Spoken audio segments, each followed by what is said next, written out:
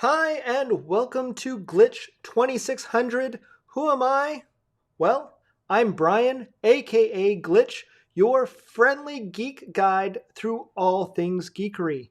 And what's geekery? Well, geekery is anything to do with computers, computer science, electronics, videography, photography. If it runs on electricity or if it's science-based, there's a good chance we have an answer for you. So why are you here? Well, I'm hoping you're here for a Glitch Byte, part of our Vlogmas 2020 celebration. And what is Vlogmas 2020? Well, Vlogmas 2020 we cover on day one. Just go ahead and look through the playlist and you'll see that. But basically, it's just a way for us to go live every day or post content every day in December and kind of up our game and bring something cool and new to you. And a Glitch Byte is just those bite-sized tips we can do in normally 10 minutes or less. So today, let's talk about what really probably interests you and why you're here. At least I'm hoping.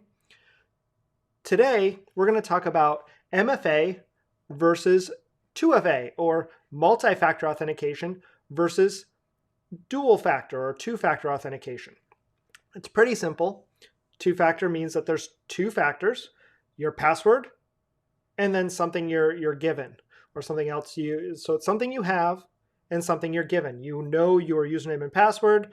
So the thing you're given is either a passcode to your phone or a passcode, another code you know. Maybe it's a secret handshake, a secret password, secondary password like mother's maiden name. Your PIN number is essentially kind of like that. If you had to go to an ATM and type in your password and then also your PIN number, that could be considered two-factor authentication because it requires two. So we'll get really fancy. Two-factor or multi-factor MFA can be two-factor or more. I mean, that's really hard concept, I know. It just means it could be two or more factors. And they can be at a time or all together. It could be your password plus a PIN plus then something that's maybe sent to you. Maybe you get a text with a 4-digit code or an 8-digit code, like Google sends one. Or Amazon's one-time use password. It could be something like that. Or it could be an app that you put your password in, and then it pops up on your phone or watch and says, do you want to let this person in? And you can say yes or no. And I use something called Duo that does something like that. Microsoft Authenticator. 1Password has this capability built in where you can tie stuff into multi-factor. And I make use of that quite a bit. In fact, it's part of my Amazon setup. Apple pretty much made this their de facto standard too, where they have two-factor or more, but most of the time it's two-factor, where when you sign into a new computer, it'll say, hey, someone's signing in from this location. Do you want to allow? And you'll say yes, and then it gives you a 6-digit code. Quite frequently, you'll see that. And that's come up and helped me before, because I once had someone trying to get into my account, and the reason I turned on multi-factor authentication is for that aspect. I was in another state, but all of a sudden it popped up and said, hey, someone from China is trying to get into your computer or into your account. Is that you? And I said no. And so they didn't get the code. They couldn't get in and do anything because they didn't have my phone to be able to duplicate that. So they just tried, and they were from a hack, got something from LinkedIn, and then I have since changed that and picked up my 1Password setup where we use multiple different passwords on every site. That's why we do that. Go back a couple episodes, you'll see where we talk about 1Password and why that's part of the reason why I don't use the same password on multiple sites now.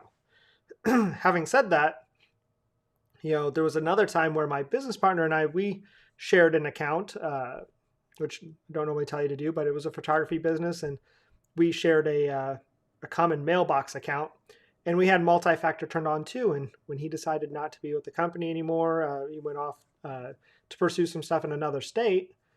He still had access, and all of a sudden it popped up and went, hey, were you wanting to be accessed from California or Colorado, wherever he was at the time?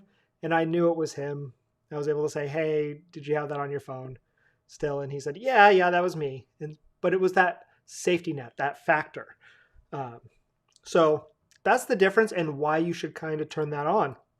Yes, it can kind of get in the way. Sometimes for quick, you'll have to type one more thing or it could pop up, but really it will protect you more times than it will ever hinder you.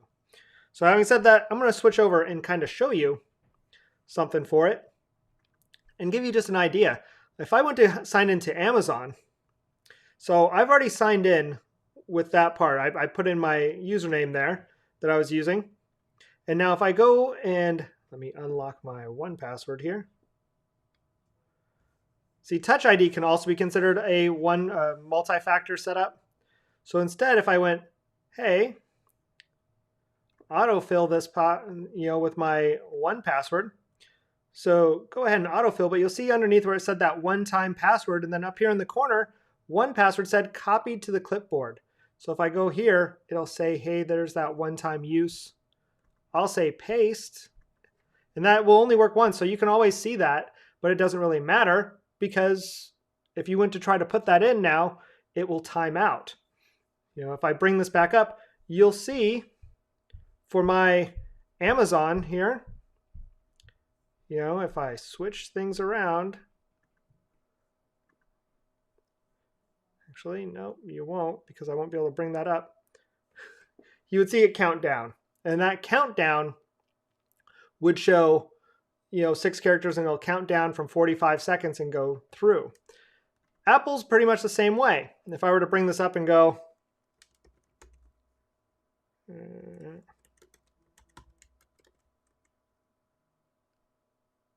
and put in my password,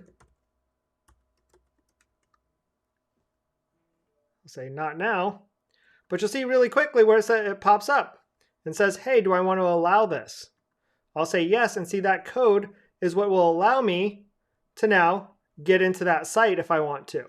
So if I now put in that code, which is popping up on here because this phone is tied into it, but additionally, it popped up on my phone and said, hey, that code, and it's right there as well. So if I put that in there,